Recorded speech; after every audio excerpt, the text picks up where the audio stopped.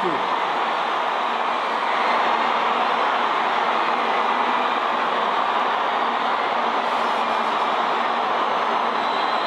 Thank you.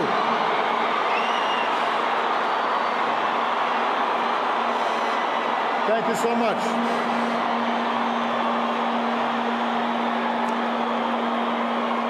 Thank you.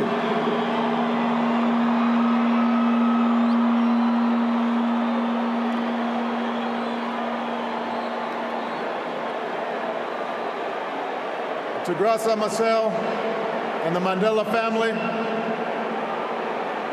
to President Zuma and members of the government,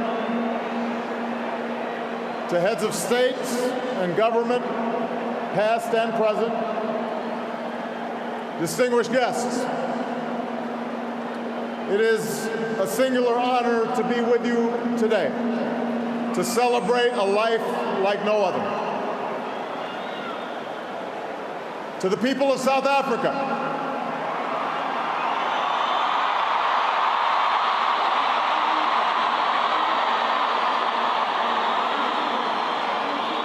people of every race and every walk of life, the world thanks you for sharing Nelson Mandela with us.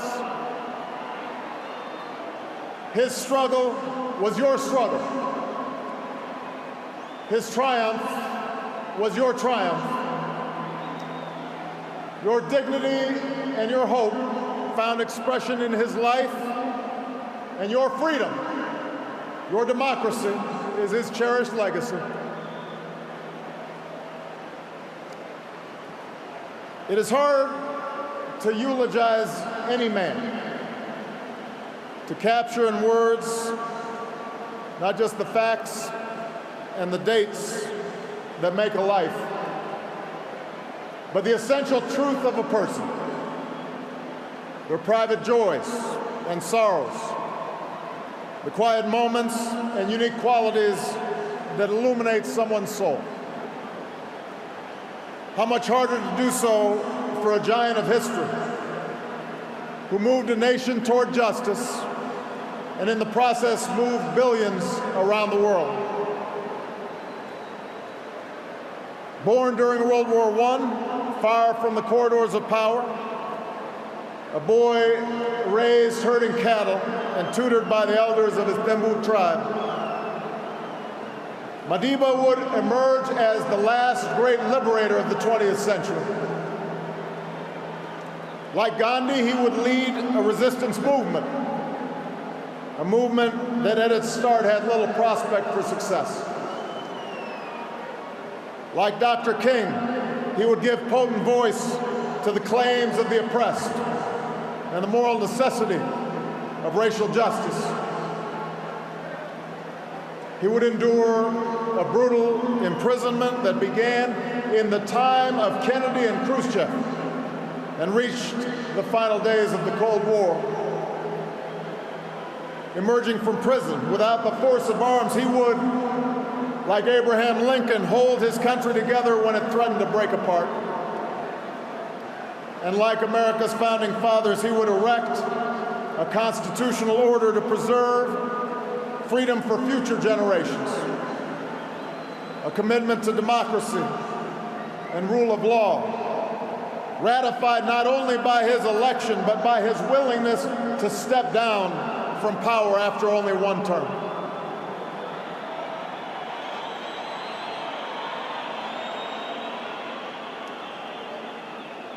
Given the sweep of his life, the scope of his accomplishments, the adoration that he so rightly earned, it's tempting, I think, to remember Nelson Mandela as an icon, smiling and serene, detached from the tawdry affairs of lesser men. But Madiba himself strongly resisted such a lifeless portrait.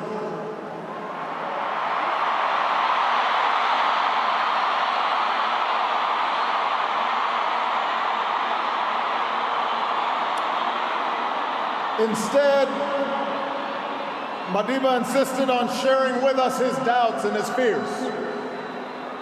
his miscalculations along with his victories.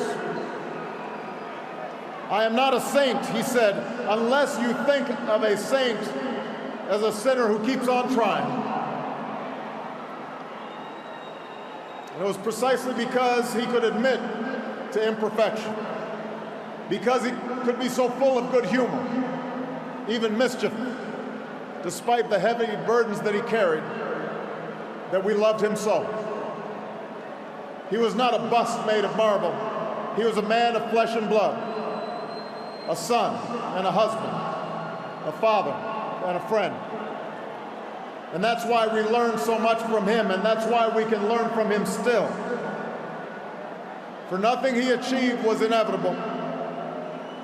In the arc of his life, we see a man who earned his place in history through struggle and shrewdness and persistence and faith.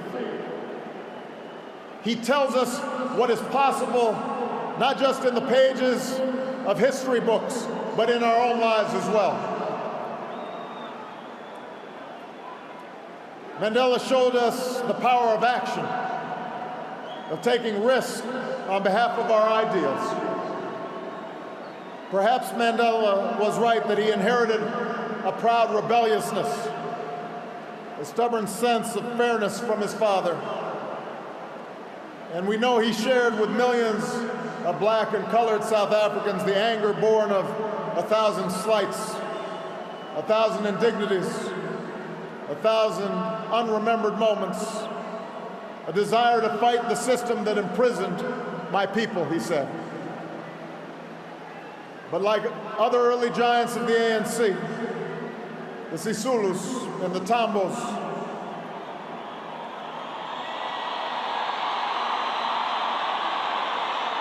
Madiba disciplined his anger and channeled his desire to fight into organization and platforms and strategies for action, so men and women could stand up for their God-given dignity. Moreover, he accepted the consequences of his actions, knowing that standing up to powerful interests and injustice carries a price. I have fought against white domination, and I have fought against black domination. I've cherished the ideal of a democratic and free society in which all persons live together in harmony and equal opportunities. It is an ideal which I hope to live for and to achieve, but if needs be, it is an ideal for which I am prepared to die.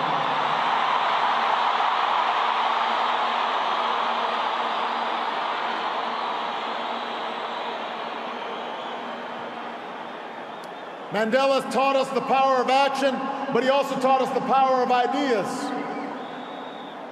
the importance of reason and arguments, the need to study not only those who you agree with, but also those who you don't agree with. He understood that ideas cannot be contained by prison walls or extinguished by a sniper's bullet.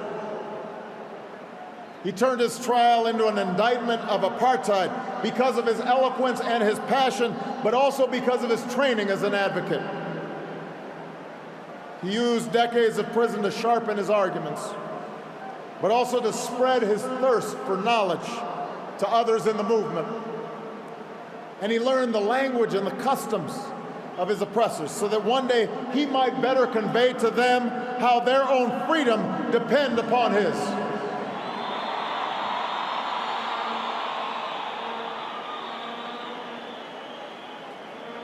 Mandela demonstrated that action and ideas are not enough.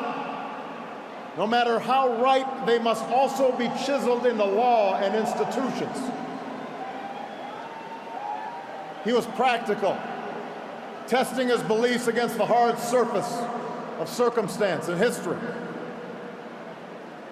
On core principles, he was unyielding, which is why he could rebuff offers of unconditional release, reminding the apartheid regime that prisoners cannot enter into contracts. But as he showed in painstaking negotiations to transfer power and draft new laws, he was not afraid to compromise for the sake of a larger goal. And because he was not only a leader of a movement, but a skillful politician, the Constitution that emerged was worthy of this multiracial democracy, true to his vision of laws that protect minority as well as majority rights and the precious freedoms of every South African. And finally, Mandela understood the ties that bind the human spirit. There's a word in South Africa, Ubuntu.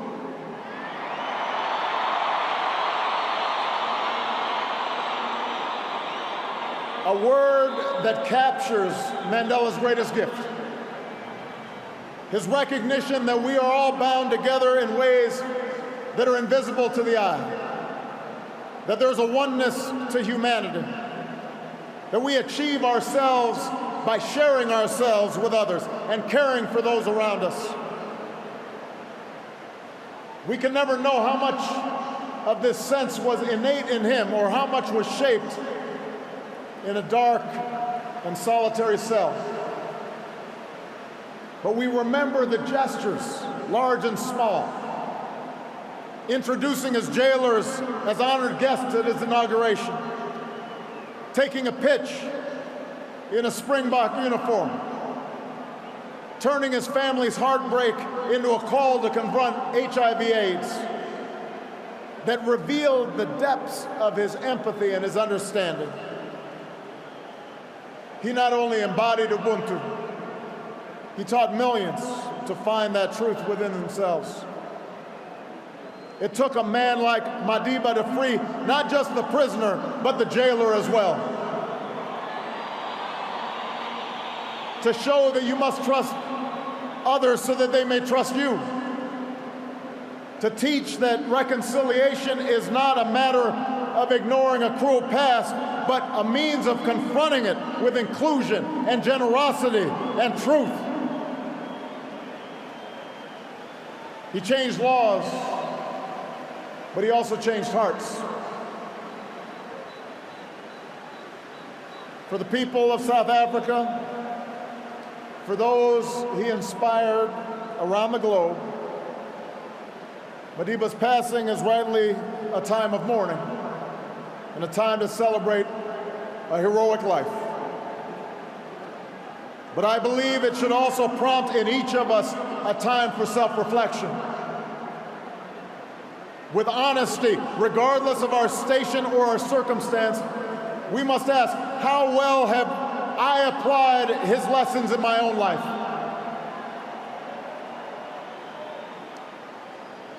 It's a question I ask myself as a man and as a president. We know that, like South Africa, the United States had to overcome centuries of racial subjugation. As was true here, it took sacrifice, the sacrifices of countless people, known and unknown, to see the dawn of a new day. Michelle and I are beneficiaries of that struggle.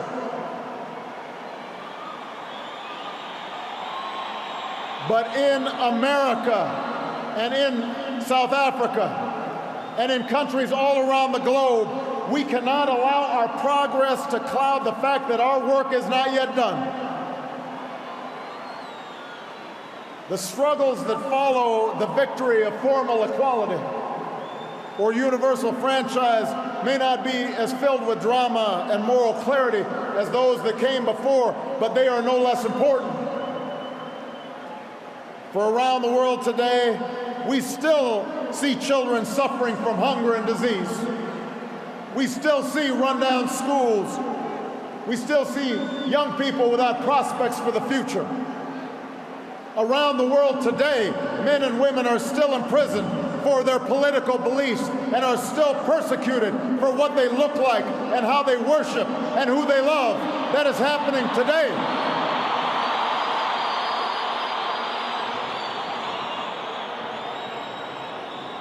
And so we too must act on behalf of justice. We too must act on behalf of peace. There are too many people who happily embrace Madiba's legacy of racial reconciliation, but passionately resist even modest reforms that would challenge chronic poverty and growing inequality. There are too many leaders who claim solidarity with Madiba's struggle for freedom, but do not tolerate dissent from their own people.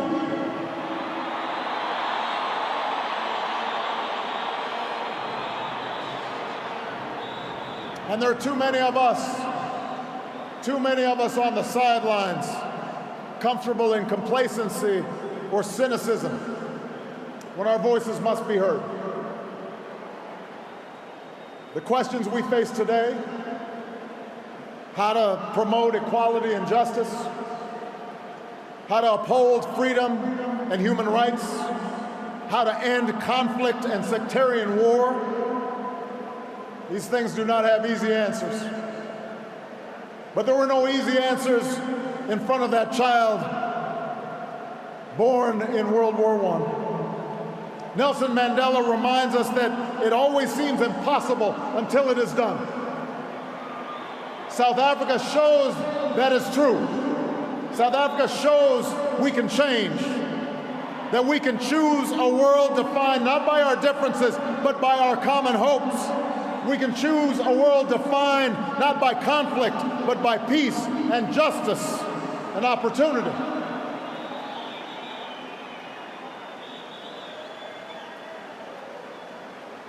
We will never see the likes of Nelson Mandela again. But let me say to the young people of Africa and the young people around the world, you too can make his life work your own.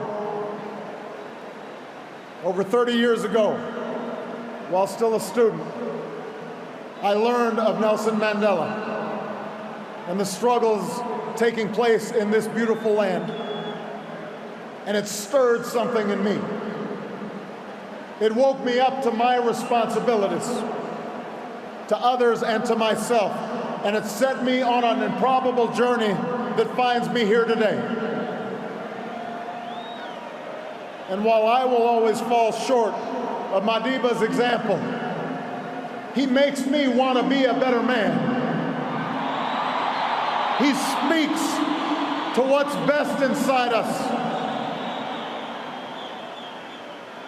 After this great liberator is laid to rest, and when we've returned to our cities and villages and rejoined our daily routines, let us search for his strength. Let us search for his largeness of spirit somewhere inside of ourselves. And when the night grows dark,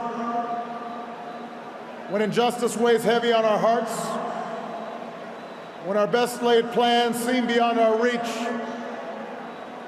let us think of Madiba and the words that brought him comfort within the four walls of his cell.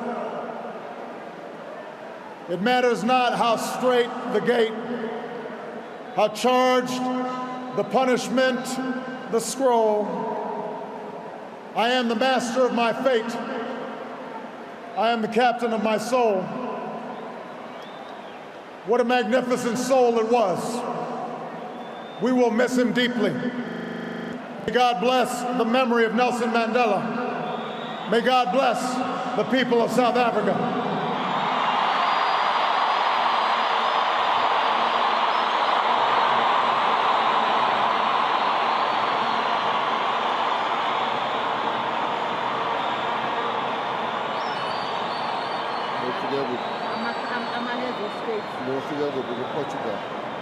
I just did one page, so you do the rest.